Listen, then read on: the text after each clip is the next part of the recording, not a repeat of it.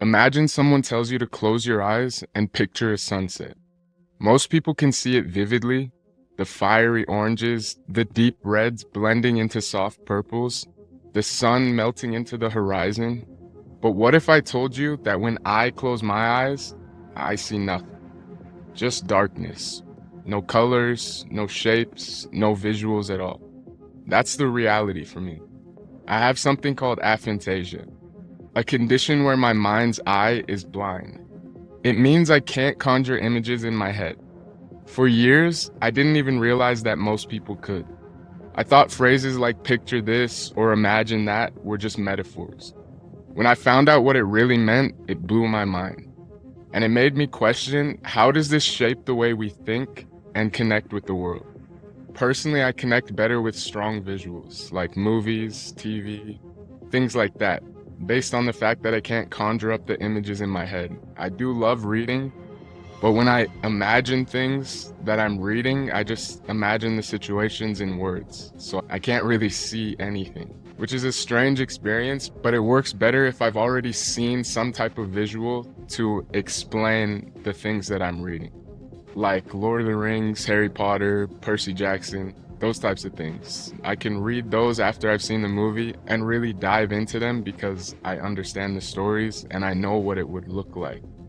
But let's dive in now and I'll kind of explain aphantasia and living with it.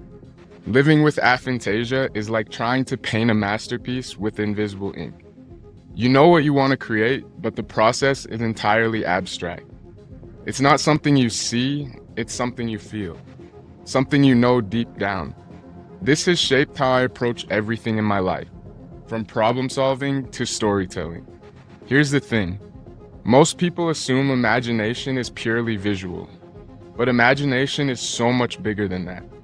It's the ability to connect dots, to dream of possibilities, and to bring abstract ideas into reality. In the words of Albert Einstein, imagination is more important than knowledge, for knowledge is limited, whereas imagination embraces the entire world. For me, imagination doesn't mean seeing something, it means understanding. I may not picture a sunset, but I can describe the warmth of the sun on my skin, the sound of the waves crashing, and the feeling of peace that comes with it. Let me share a story with you. When I was a kid, I loved to write stories.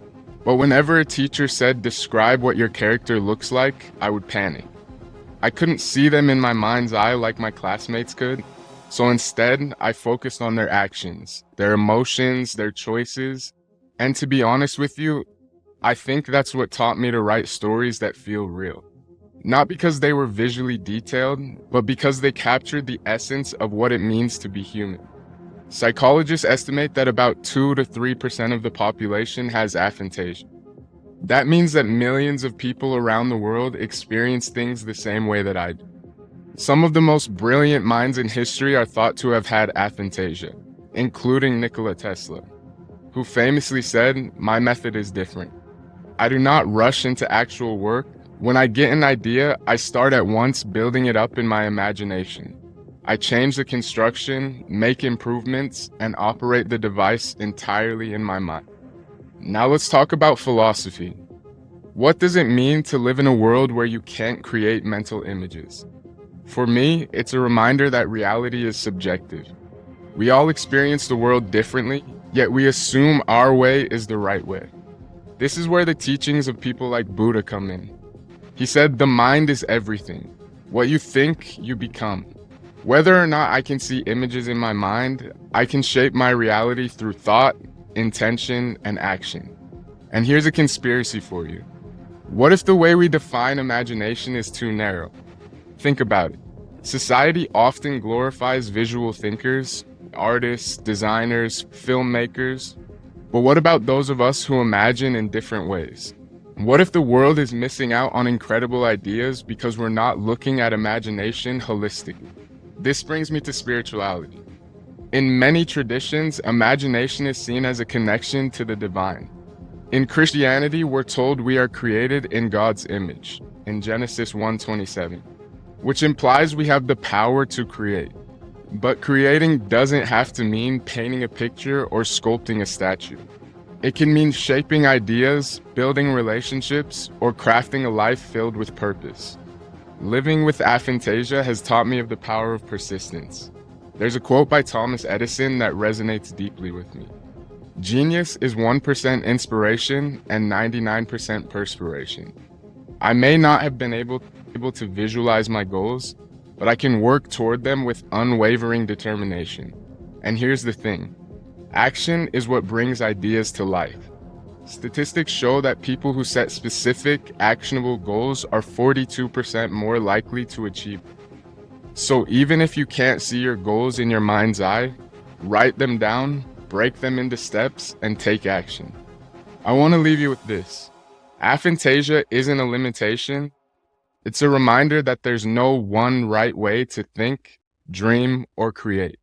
Whether you see vivid pictures in your mind or you navigate the world in abstract concepts, your imagination is powerful.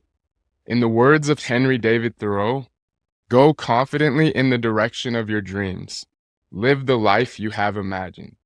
For me, that life isn't something I see, it's something I feel, something I create one step at a time. And as always, thank you for watching. Value learning, keep growing, and success will come. If you've ever felt like the way you think is different, know this. Your mind is a gift, so use it to create something amazing. Peace.